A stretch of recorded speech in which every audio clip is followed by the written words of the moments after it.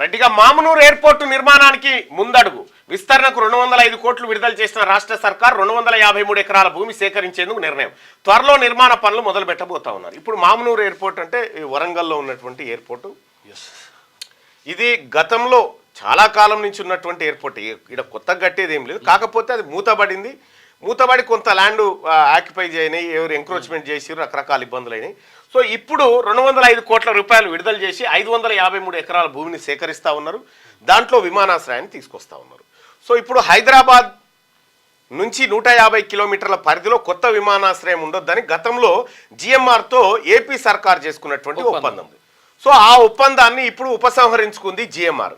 ఉపసంహరించుకున్నటువంటి నేపథ్యంలో ఈడ వరంగల్లో ఎయిర్పోర్టు నిర్మాణానికి మార్గం సుగమమైంది. మరి వరంగల్లో ఎయిర్పోర్టు ఎంతవరకు అవసరం వస్తుంది? వరంగల్ ఎయిర్పోర్టు ద్వారా ఎలాంటి లాభాలు ఉన్నాయి? ఒకటి, హైదరాబాద్ నుంచి ఒకప్పుడు వరంగల్ పోవాలంటే మినిమం 3-3.5 గంటలు పట్టేది. ఆ రోడ్లు, ఆ కథ కార్ఖానా. ఇప్పుడు ఖచ్చితంగా హైదరాబాద్ నుంచి అంటే గట్కేసర్ ఔటర్ రింగ్ రోడ్ దగ్గర నుంచి వరంగల్ కాజీపేట ఎంట్రీ వరకు 1.5 గంటలో పోవచ్చు. అంతే. 1.5 అవర్లో మనం అక్కడ ఉండొచ్చు. ఇప్పుడు ఉన్నటువంటి ఏది సౌకర్యాల నేపథ్యంలో అక్కడికి పోవచ్చు. సో ఎయిర్పోర్ట్లో వరంగల్కి వచ్చేటువంటి విమానాలు కానీ అవి హైదరాబాద్ నుంచి వస్తే లాభం ఉండదు. కానీ ఇతర ఢిల్లీ నుంచి ఇతర రాష్ట్రాల నుంచి వచ్చేటువంటి చాపర్స్కి, తర్వాత ఫ్లైట్స్కి, వీటికి అనుకూలంగా ఉంటుంది వరంగల్ ఎయిర్పోర్ట్. వరంగల్ నగరం వాస్తవానికి హైదరాబాద్కు రెండో రాజధానికి ఉండాల్సిన అన్ని అర్హతలు వరంగల్ పట్టణానికి ట్రై సిటీస్ అవి. అటు వరంగల్, హనుమకొండ, కాజీపేట, ఈ 3 ట్రై సిటీస్. ఈ ట్రై సిటీస్కి కావలసినన్ని అర్హతలు అక్కడ ఉన్నాయి. ముఖ్యంగా కాకతీయుల సామ్రాజ్యానికి అదే ప్రధానమైనటువంటి పరిపాలనా స్థలం ఏది వరంగల్. అంతేగా? అంతే. అక్కడ ఈ వరంగల్లో ఉండాల్సినటువంటి అన్ని వసతులు వరంగల్ ఉన్నాయి. వీలైతే ముఖ్యమంత్రి గారికి రిక్వెస్ట్ ఏంటంటే వరంగల్ పట్టణాన్ని కూడా మనం అదే స్థాయిలో హైదరాబాద్ స్థాయిలో డెవలప్ చేయాలనుకున్నప్పుడు వరంగల్ పట్టణాన్ని తెలంగాణ రాష్ట్రానికి రెండో రాజధానిని చేసుకుంటే చాలా అద్భుతంగా ఉంటుంది. ఎందుకంటే అటు ఖమ్మం కానీ, ఇటు కరీంనగర్ కానీ, ఇటు ఈ నిజామాబాద్, ఆదిలాబాద్ ఈ ప్రాంతాలకన్నిటికీ అదొక సెంటర్ లాగా ఉంటుంది. ఇటు హైదరాబాద్ వచ్చేసరికి ఇటు మహబూబ్ నగర్ కానీ, మెదక్ కానీ, రంగారెడ్డి కానీ, నల్గొండ కానీ ఈ ప్రాంతాలకి ఇది సెంటర్గా ఉంటుంది. సో అక్కడ వరంగల్ సిటీని కనుక గతంలోనే బాబాసాహెబ్ అంబేద్కర్ ఇక్కడి ప్రాంతం గురించి చెప్పిండు. హైదరాబాదును దేశానికి రెండో రాజధాని చేయాలనేటువంటి మాట చెప్పిండు. సో ఇట్లా ఏపీలో కూడా అనేకమైనటువంటి ఎయిర్పోర్ట్లు, అనేకమైనటువంటి మౌలిక, ఇప్పుడు గన్నవరంలో airport, Visakhapatnam airport, Rajahmundry airport, Kadapa airport, తర్వాత అదేంది తిరుపతి ఎయిర్పోర్ట్, రేణిగుంట ఎయిర్పోర్ట్, ఇన్ని రకాల ఎయిర్పోర్ట్లు అక్కడ ఉన్నాయి. కానీ ఇక్కడ మన తెలంగాణలో ఇప్పటికి ఉన్నది ఒకే ఒక్క ఎయిర్పోర్టు, అది హైదరాబాద్ ఎయిర్పోర్టు. సో ఇక్కడ ఆదిలాబాద్లో ఉండాల్సిందే ఒక ఎయిర్పోర్టు, వరంగల్లో ఉండాల్సిందే ఇంకో ఎయిర్పోర్టు. ఇక అటు ఖమ్మం అంటే అటు విజయవాడ దగ్గర అవుతుంది, ఇటు వరంగల్ దగ్గర అవుతుంది. కాబట్టి అక్కడ కూడా పెట్టినా ఇబ్బంది ఏం లేదు. అయితే విస్తరణ మాత్రం జరగాలి. మరి ఇప్పుడు జపాన్ లాంటి దేశాల్లో ఆడున్నటువంటి రైల్వే వ్యవస్థ కరెక్ట్గా 40 నిమిషాల్లో హైదరాబాద్ నుంచి వరంగల్ పోవచ్చాడ. బుల్లెట్ ట్రైన్ గంటకు 300 కిలోమీటర్ల వేగంతో పోతుంది. 40 నిమిషాలు కూడా పట్టదు. ఇది 100 కిలోమీటర్లే కదా. అంతే, 100 కిలోమీటర్లే, 20 మినిట్లు వెళ్ళిపోతుంది. 20 నిమిషాలలో ఇడికేను వరంగల్ పోవచ్చు అన్నట్టు. అంటే అటువంటి వ్యవస్థ తయారైనప్పుడు ప్రజలకు ఇంకా మెరుగైన సదుపాయాలు వస్తాయి. ఈ వరంగల్లో ముఖ్యంగా ప్రధానమైనటువంటి సమస్యలు, వర్షాలు వచ్చినప్పుడు లోతట్టు ప్రాంతాలన్నీ మురికిమయమవుతా ఉన్నాయి. 2015 జనవరి 11, 12, 13 తారీఖు రోజు అప్పటి ముఖ్యమంత్రి కేసీఆర్ గారు వరంగల్కి పోయిండు. వరంగల్కి పోయి నయీం నగర్ నాలా, దీన్ దయాల్ నగరు, ఇక్కడికి పోయి మొత్తం ఈ ఇండ్లు పోతే రేపే అధికారులు వచ్చి కొలతలు పెడతారు, మీరు అంతా ఇంటికాన్నే ఉండాలి, మీకు డబుల్ బెడ్రూమ్ ఇల్లు కట్టిస్తా అని చెప్పి చూమంతర్ కాలి ముచ్చటి చెప్పాడు. మరి ఇంకేమన్నాడు అలా కేసీఆర్ గారు అప్పట్లో? మరి నాకు అలా దావత్ ఇవ్వాలి మరి అని చెప్పిండు. దావత్ ఇవ్వాలి, కళ్ళు తేవాలి. ఆ కళ్ళు ఉలిచిపోయింది, గుడాలు పాసిపోయినాయి. కేసీఆర్ అటే పోయిండు. వరంగల్ నగరం ఏడేసిన గోంగడ అన్నీ ఉంది. సో ఇప్పుడు తెలంగాణ రాష్ట్రంలో ప్రజాప్రభుత్వం ఏర్పడ్డ తర్వాత వరంగల్ పైన ఫోకస్ పెట్టింది. రేపు ముఖ్యమంత్రి రేవంత్ రెడ్డి గారు, ఆ తర్వాత ఇతర మంత్రులు, మేమందరం కూడా వరంగల్ నగరానికి పోతా ఉన్నాం. వరంగల్ దశా దిశను మార్చే విధంగా ప్రణాళికను ప్రకటించబోతా ఉంది రాష్ట్ర ప్రభుత్వం. అలాగే వరంగల్ పట్టణాన్ని మరింత ముందుకు తీసుకుపోయి హైదరాబాద్ స్థాయిలో దాన్ని తీర్చిదిద్దేందుకు కార్యాచరణ రూపొందిస్తూ ఉంది తెలంగాణ ప్రభుత్వం. రేపు హార్ట్స్ కాలేజ్ గ్రౌండ్లో సభ నిర్వహిస్తూ, అలాగే నయీంనగర్ నాలా, దాంతోపాటు మామ్నూర్ ఎయిర్పోర్టుకు సంబంధించినటువంటి వ్యవహారాలు, కాళోజీ కళాక్షేత్రం లాంటివి ప్రారంభోత్సవాలు జరుపుకుంటూ ఉన్నాం. కాబట్టి వరంగల్ నగరానికి అద్భుతమైనటువంటి చెరువులు ఉన్నాయి. ఒకసారి మన రజనీని అడిగితే తెలుస్తుంది వరంగల్ పట్టణం ఎంత పర్ఫెక్ట్ అంటే.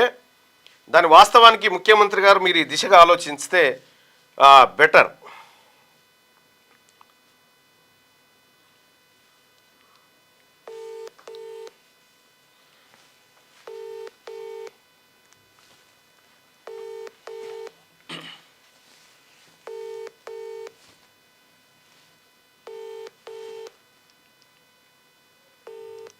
వాకింగ్ కో స్నానానికి పోతారు. వరంగల్ చుట్టూ అద్భుతమైన చెరువులు. నీకు ఇక్కడ గీడ భద్రకాళి చెరువు, ఆ తర్వాత గీడొకటి ఉంటుంది, ఇది కాజిపేట దగ్గరలోనే ఒక చెరువు ఉంటుంది. చుట్టుముట్టు అన్ని అద్భుతమైన చెరువులు, అద్భుతమైన కోటగోడలు. నీకు వరంగల్ తూర్పుకు పోతే అద్భుతమైన కోటగోడలు ఉంటాయి. ఇక్కడ హైదరాబాద్లో ఎన్ని ఉన్నాయి అంతకంటే ఒకటి ఎక్కువనే ఉంది. అక్కడ రామప్ప చెరువు, పాకాల చెరువు, గణపురం చెరువు, అద్భుతమైనటువంటి గొలుసుకట్టు చెరువులు మనం హైదరాబాద్ తరహాలో అక్కడ చూడొచ్చు. హైదరాబాద్లో కూడా ఉండే హుస్సేన్ సాగర్, నిజాం సాగర్, హిమాయత్ సాగర్, ఇవన్నీ ఉండే. నిజాం సాగర్ అంటున్నా, సారీ, హిమాయత్ సాగర్, ఆ తర్వాత గండిపేటు, ఇటువంటి చెరువులన్నీ అద్భుతమైన చెరువులు ఉండే. ఇవి విధ్వంసానికి గురైనవి. ఇప్పుడు వరంగల్లో మాత్రం చాలా స్కోప్ ఉంది. వరంగల్లో లేనిదల్లా ఒక జైలు ఒక్కటే. ఆ జైలును కేసీఆర్ గులగొట్టి అన్న తాకట్టు పెట్టిండు, అదొక్కటి పోయింది తప్ప వరంగల్లో అన్నీ ఉన్నాయి. వరంగల్ని తెలంగాణ రాష్ట్రానికి రెండో రాజధానిగా ప్రకటిస్తే బాగుంటుందా? మీ ఒపీనియన్ కూడా తెలియజేయండి ఒకసారి. ఎందుకంటే మనకు ఆల్టర్నేటివ్ ఒక రాజధాని కూడా అవసరం తెలంగాణ రాష్ట్రంలో. ఇప్పుడు చాలా రాష్ట్రాలకు రెండు రాజధానులు ఉన్నటువంటి రాష్ట్రాలు కూడా ఉన్నాయి.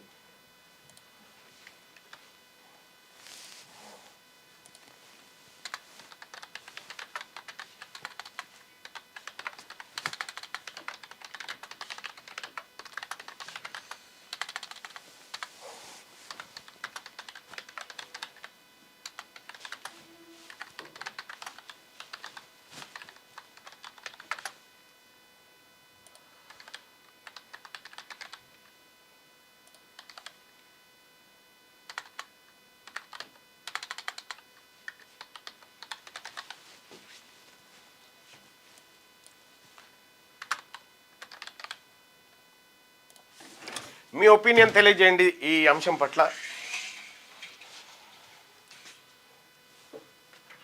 అన్నయ్య బట్టి విక్రమార్క గారు మదిరకు వస్తూనే ఉంటారు. కలవండి వచ్చినప్పుడు. చెప్పులు అరిగేలా తిరుగుతాం కానీ మా ఆర్టిజన్లకు అపాయింట్మెంట్ ఇవ్వరు. మళ్ళీ ఎన్నికలకు మేము ఎంపీ. ఒకసారి మాట్లాడు అన్నా. Good morning. Good morning. ఇప్పుడు వరంగల్ పట్టణాన్ని తెలంగాణ రాష్ట్రానికి రెండో రాజధానిగా చేయడానికి ఏమేమి అర్హతలు ఉన్నాయి? తెలంగాణ రాష్ట్రం మొత్తం మీద హైదరాబాద్ తర్వాత వరంగల్ రెండవ పట్టణంగా ఇన్నాళ్ళు చెప్తూ పోయారు. కానీ సో వరంగల్ నగరం అనేది మనం హైదరాబాద్ తో పోల్చుకున్నప్పుడు కానీ లేదా తెలంగాణలోని మిగతా జిల్లా కేంద్రాలు కావచ్చు లేదా మిగతా పట్టణాలతో పోల్చుకున్నప్పుడు వరంగల్ జనాభాతో పాటు ఓరుగల్ నగరానికి అనేకమైనటువంటి అర్హతలు ఉన్నాయి.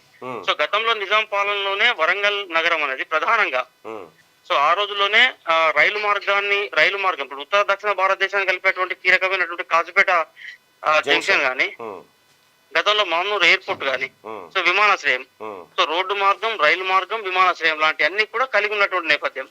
సో దాంతో పాటు హైదరాబాద్ అనేది పూర్తిగా మనకు రంగారెడ్డి, హైదరాబాద్, మహబూబ్ నగర్, నల్గొండ, సో ఈ ప్రాంతాలకు ప్రజలకు కొంత అందుబాటులో ఉంటుంది. అదే విధంగా ఆదిలాబాద్ కావచ్చు, అదేవిధంగా ఖమ్మం కావచ్చు, కరీంనగర్ కావచ్చు, ఈ ప్రాంతాలన్నిటికీ కూడా ఉత్తర తెలంగాణ రాజధానిగా మనకు వరంగల్ పిలుస్తూ ఉంటాం. సో ఈ 4 జిల్లాలకు ప్రధానంగా 4 జిల్లాల ప్రజలందరికీ కూడా అందుబాటులో ఉన్నటువంటి నగరంగా మనకు వరంగల్ ఉన్నటువంటి నేపథ్యం. ఉమ్, సో అదే విధంగా వరంగల్లో ఉన్నటువంటి ప్రధాన ఇష్యూస్ ఏంటంటే, సో నగరంలో ఉన్నటువంటి డెవలప్మెంట్ ఇతరత్ర యాక్టివిటీస్ తో పాటుగా విద్యాలయాలు కావచ్చు లేదా ఉమ్, వైద్యానికి సంబంధించి కావచ్చు. ఉమ్, సో వీటితో పాటుగా కూడా వరంగల్ నగరంలో గతంలో అజంజాహి మిల్లు లాంటి పారిశ్రామిక కేంద్రాలు ఉంటుండేది. ఉమ్, ఉమ్, నాకు అజంజాహి మిల్లులో దాదాపు ఆ రోజులలో 15,000 నుంచి 20,000 మందికి ఉపాధి వస్తుండే. ఉమ్, సో కాలక్రమేణా కొంత ఉపాధి అనేది లేకుండా పోవడం వల్ల వరంగల్ అనేది అభివృద్ధి ఆగిపోయింది. కానీ ఉమ్, నిజంగా వరంగల్ కనుక సో ఇప్పుడు పరిశ్రమల్లో పారిశ్రామికంగా వరంగల్ను డెవలప్ చేసేటువంటి విధానాలు కావచ్చు, లేదా విద్యా వైద్య రంగాల్లో కనుక వరంగల్ను, అదేవిధంగా మామూలు ఎయిర్పోర్ట్ పునరుద్ధరణ వంటి విషయాలు కావచ్చు. సో ఇవన్నిటి విషయంలో కనుక వరంగల్ అభివృద్ధి పైన దృష్టి పెడితే ఖచ్చితంగా తెలంగాణకు 2వ రాజధానిగా వరంగల్ తీర్చిదిద్దేటువంటి అవకాశాలు మెండుగా ఉంటాయి కాక. ఉమ్. రైట్, ఇప్పుడు వరంగల్లో గిడ గిడ వడ్డేపల్లి చెరువు కాదు, గిడ స్టార్టింగ్ లో ఉన్నది. అవును, వడ్డేపల్లి చెరువుతో పాటు ఇంకా ఈ వరంగల్ పట్టణానికి ఉన్నటువంటి ఆనుకున్న చెరువులు ఏంటి?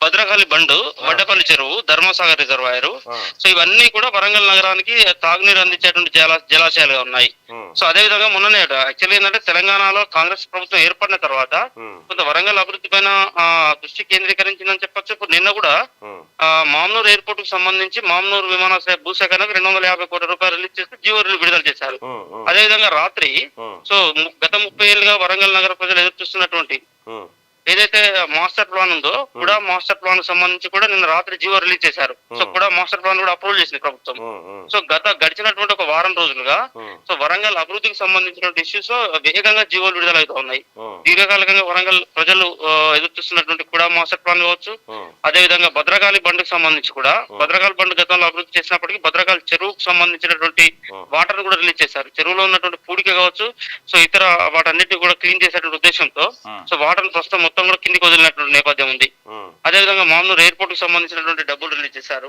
ఉమ్. అట్లనే మనకు ఈ కాలేజీ కళాక్షేత్రం సంబంధించినటువంటి పనులన్నీ కూడా పూర్తయిపోయినటువంటి నేపథ్యం. ఉమ్. సో ఇట్లా గడిచినటువంటి ఒక వరంగల్లో జైలు తప్ప అన్ని ఉన్నాయి. ఎగ్జాక్ట్లీ అసలు వరంగల్ సెంట్రల్ జైలు సంబంధించినటువంటి అక్కడ కూడా ఏర్పాటవుతున్న సూపర్ స్పెషాలిటీ హాస్పిటల్ పనులు కూడా ఉమ్, చాలా వేగంగా కొనసాగుతా ఉన్నాయి. ఉమ్, సో జైలుకు సంబంధించి కూడా చాలా తక్కువ. ఎందుకంటే వాస్తవానికి చిన్న చిన్న కేసులలో రిమాండ్లు చూపెట్టాల్సిన సందర్భంలో ఉన్నప్పుడు ఈ 4 జిల్లాల వాళ్ళందరికీ కూడా ఉమ్. వరంగల్ సెంట్రల్ జైలు కేంద్రంగా ఉంటుండేది. సరే ఎందుకో మరి జైలు ఇష్యూని కూడా పట్టించుకోవట్లేదు, కేసీఆర్ పట్టించుకోవట్లేదు, మరి ఈ ప్రభుత్వం కూడా దాని దిశగా ఆలోచన చేయట్లేదు. సరే Okay. జైలుకు సంబంధించినటువంటి డిసిజన్ అంటే కూడా ప్రధానంగా ఇప్పుడు వరంగల్లో ప్రధానంగా ముఖ్యమంత్రి గారు ఫోకస్ పెట్టాల్సిన టాప్ 5 ప్రయారిటీ అంశాలు ఏమున్నాయి రజని? వరంగల్లో మళ్ళీ ప్రధానంగా తీసుకోవాల్సింది ఉపాధికి సంబంధించి. ఇప్పుడు ఏదైతే కాకతీయ మెగా టెక్స్టైల్ పార్క్ సంబంధించి ఉమ్, సో గత ప్రభుత్వం భూసేకరణ చేసింది, పనులు ఎక్కడెక్కడ వదిలేసి వెళ్ళిపోయింది. అవన్నీ కూడా కాగితాలకే పరిమితమని వాళ్ళు తీసుకున్న ఒప్పందాలన్నీ కూడా. ఉమ్, సో పెట్టుబడులు అనేది పూర్తిగా ఆగిపోయినటువంటి నేపథ్యం. ఉమ్, ఆ మెగా టెక్స్టైల్ పార్క్ లోకి వేగంగా పెట్టుబడిదారులను తీసుకురావాల్సిన అవసరం ఉన్నది, ఉపాధి కల్పించాల్సిన అవసరం ఉన్నది. ఉమ్, సో అదే విధంగా ఒక పక్కనేమో హైదరాబాద్ లో ఫార్మాసిటీ అంటా ఉన్నారు. సో ఫార్మాసిటీతో పాటు వరంగల్ లో కూడా మెడికల్ సంబంధించినటువంటి డెవలప్మెంట్ ప్రాజెక్ట్స్ తీసుకురావాల్సిన అవసరం ఉన్నది. ఉమ్, ఉమ్, సో మనకు ఉపాధి అనేది లేకుండా, ఒకసారి ఉపాధి లేకుండా ఏ నగర అభివృద్ధి కూడా సాధ్యం కాదు. ఉపాధి ఉన్నప్పుడే ఉపాధి ఉందంటేనే నగరానికి వలసలు పెరుగుతాయి. వలసలు పెరుగుతూ ఉంటాయి, అభివృద్ధి అనేది సాధ్యమవుతా ఉంటది, ప్రజలకు కూడా అందుబాటులో ఉంటా ఉంటది. ఉమ్, ఇప్పుడు ఇక్కడ చదువుకున్నటువంటి విద్యార్థులు కూడా ఐటీ పరిశ్రమ అనేది గతంలో కేటీఆర్ అతడు పరిశ్రమలు ఓపెన్ చేయడం పోవడం. ఉమ్, ఇప్పుడు మనకు మడికొండ లాంటి ప్రాంతాల్లో ఐటీ పార్క్ అని ఏర్పాటు చేశారు, కానీ ఎక్కడ ఒక 100 మంది ఇప్పుడు ప్రస్తుతం ఐటీ పార్కులలో పనిచేస్తున్నటువంటి దాఖలాలు లేవు. ఇప్పుడు రజని ఒక మాట చెప్పు, ఇప్పుడు వరంగల్ నగరంలో హైదరాబాద్లో కన్నా భిన్నంగా ఏదైనా ఒక విద్యాపరంగా కానీ లేకపోతే బెటర్ ఉండేటువంటి అంశం ఏదైనా ఉందా అట్లా? సో ఇమ్మీడియట్లీ తీసుకురావాల్సింది ఒక సైనిక్ స్కూల్ ఒకటి గతంలో శాంక్షన్ అయి ఉన్నది. మనకు సైనిక్ స్కూల్ అది ఆంధ్రప్రదేశ్ పునర్విభజన చట్టం ప్రకారమే ఏర్పాటు చేసిన కేంద్రం అప్పుడు రెడీగా ఉన్నప్పటికీ కేసీఆర్ సర్కార్ పట్టించుకోవట్లేదు. సైనిక్ స్కూల్ ఏర్పాటు అనేది ఇమ్మీడియట్లీ చేయగలుగుతుంది ప్రభుత్వం చేతిలో ఈజీగా సాధ్యమైన అవకాశం. అదే విధంగా ఐటీకి సంబంధించిన కూడా ఐటీ పరిశ్రమలను అక్కడి నుంచి వరంగల్ తీసుకెళ్లడానికి కోసం అవకాశం ఉంటుంది.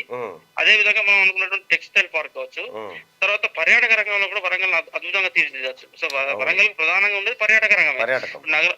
పర్యాటక రంగంలో కూడా వరంగల్ పైన ఫోకస్ పెట్టగలిగినట్లయితే అద్భుతంగా వరంగల్ నగరంలో పర్యాటకుల తాకిడి కూడా పెరిగేటువంటి అవకాశం ఉంటది. సో పర్యాటకము, అదేవిధంగా హెల్త్, ఐటీ, ఈ చేనేత, ఈ టెక్స్టైల్ రంగం, సో ఈ రంగాలతో పాటు విద్యా వైద్యం, ఈ రంగాలపైన వరంగల్ ను ఇంకింత ఫోకస్ చేయాల్సిన అవసరం ఉంటుంది కాక. రైట్ గా వరంగల్ పట్టణాన్ని తెలంగాణకు 2వ రాజధాని చేస్తే బాగుంటుందా అని మనం పబ్లిక్ని ఒపీనియన్ అడిగినప్పుడు పబ్లిక్ నుంచి వచ్చినటువంటి రియాక్షన్ చూస్తే 87% మంది ప్రజలు ఎస్ రెండో రాజధానిగా వరంగల్ను చేస్తే బాగుంటుందని తమ అభిప్రాయాన్ని తెలియజేస్తా ఉన్నారు రజని.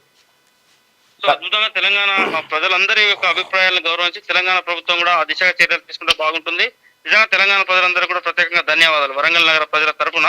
సో వరంగల్కి అన్ని అర్హతలు ఉన్నాయి ఖచ్చితంగా, ఎందుకంటే అభివృద్ధి అనేది ఒక దగ్గర కేంద్రీకృతం అయితే కూడా రేపు పొద్దున ప్రాంతీయ సమతుల్యత కూడా దెబ్బతినేటువంటి అవకాశం ఉంటుంది. కాబట్టి సో వరంగల్ పై అభివృద్ధిని వరంగల్ పైన కూడా అభివృద్ధిని చేయడం ద్వారా సో తెలంగాణ రాష్ట్ర సర్వతోముఖ అభివృద్ధికి మనం సహకరించిన వాళ్ళు అవుతారు. సో తెలంగాణ రాష్ట్ర ప్రభుత్వం కూడా ఆ దిశగా చర్యలు తీసుకుంటే బాగుంటుంది.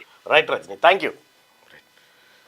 రైట్, అది వరంగల్ని తెలంగాణ రాష్ట్రానికి రెండో రాజధానిగా చేయడం వల్ల అటు వరంగల్ చుట్టుముట్టున్నటువంటి ప్రాంతాలు కూడా బాగా అభివృద్ధికి వచ్చేటువంటి అవకాశాలు అయితే కనిపిస్తూ ఉన్నాయి. ఇక ఒక కిక్ అనుకోరాదు, ఆ మాట కనుక ముఖ్యమంత్రి గారి నోటి నుంచి వస్తే ఒక కిక్ వరంగల్కి వస్తుంది.